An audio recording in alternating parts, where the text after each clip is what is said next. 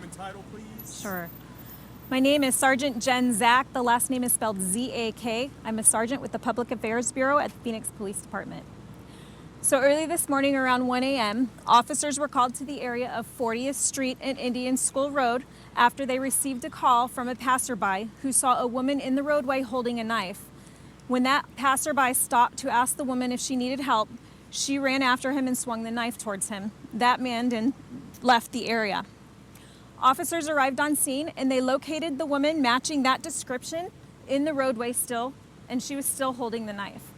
Officers gave her repeated verbal commands. She started walking down the sidewalk, and when she started walking towards an occupied structure where an individual was outside, officers attempted to stop her with a less lethal round. That less lethal round was not effective on her. They then deployed their duty handgun or their duty rifle, injuring the woman. The woman was treated on scene and taken to a local hospital with a non-life-threatening injury where she currently remains for treatment. I know the community is very concerned. The roadway has been shut down for some time. We're working on concluding the investigation, but if any community members have any video or saw what happened, we do ask that they reach out and provide that information to us. We always look for the community's help.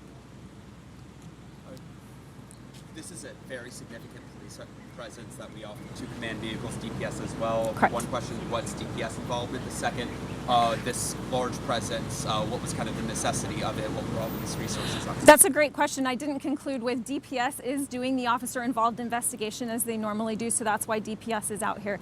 There is often a large officer-involved presence at these scenes because we need to make sure that any individual that's a witness or a victim or a suspect is separated so that they can talk to each one individually. So we do have a lot of presence here. Plus we have our internal investigations, Phoenix Department investigations, and DPS investigators all on scene.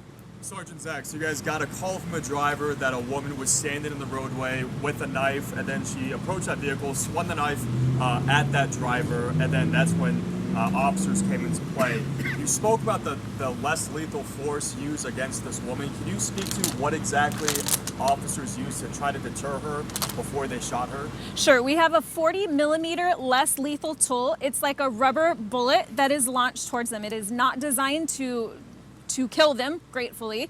It is designed to stop them and change their behavior so that officers can take different course of action. And Sergeant Zak, you said the real danger that you spoke to was this woman with the knife. When you approached her, there was a person outside of a building over in this area, and that's when you guys had to intervene even more? That is correct. The woman had already ran after somebody and swung a knife at him. So in this case, officers observed an individual outside of an occupied structure, and they wanted to make sure that he also remained safe. When was that non-lethal round fired? All this starting at 1 a.m. What time did police start interacting with this woman? I can tell you the officer involved shooting occurred around 1:07. I believe we arrived on scene just shortly after the 1 o'clock call. So between 1 o'clock and 1:07 is when this occurred. What is the current condition of the woman who was shot? She has non-life-threatening injuries and remains in the hospital. And was she impaired? I mean, if the first attempt didn't stop That's her? going to be all part of the ongoing investigation. Does she have any priors with police? Is she homeless?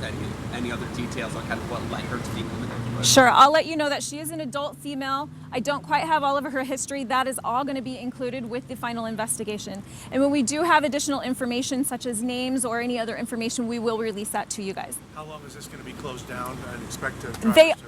That's a great question. How long is this going to be closed down? We are almost finished with the investigation. There's a couple more things that they have to do, so I would assume probably less than a couple of hours. Do you know what kind of knife she was holding? How large the knife was? All of that is going to remain part of the investigation, but they did recover a knife. The man that she Last question? The man that she originally threatened, what's he saying? What's he telling police and officers? That's also part of the investigation. I was able to tell you exactly what we know from the experience so far. I appreciate you guys coming out. And again, if any of the community members have any information that they can provide, any video, it's always helpful for us in any of these investigations. Thank you.